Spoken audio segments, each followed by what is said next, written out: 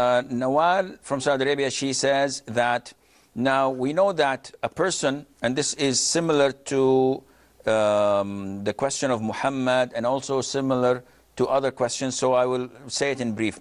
The sunnah for the people who intend to sacrifice is that when the first day of Dhul Hijjah is due, they should refrain from clipping their nails or cutting any part of the hair of the body until they slaughter the sheep. This is the sunnah of the Prophet sallallahu alaihi wasallam. He told us not to do so.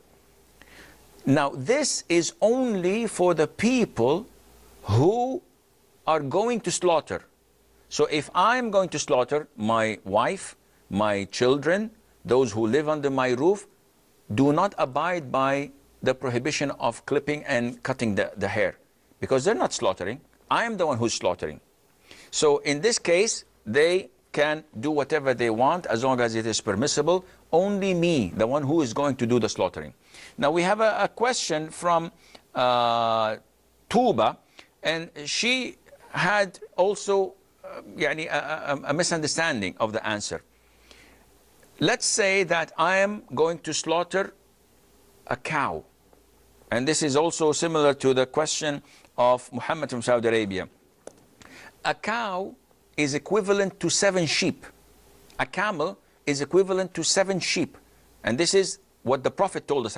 So if 7 families participate and they both share in a cow and they slaughter it, this does for the sacrifice.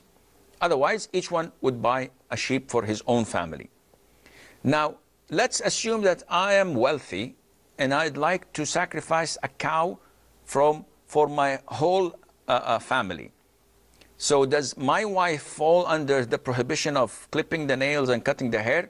If she requested me to do this and I'm volunteering to do that, yes, she has to refrain. But if she didn't, it's only me who is doing this as a form of getting closer to Allah Azza wa Jal by slaughtering this sacrifice, they're not obliged to refrain from that. And I hope this answers the question.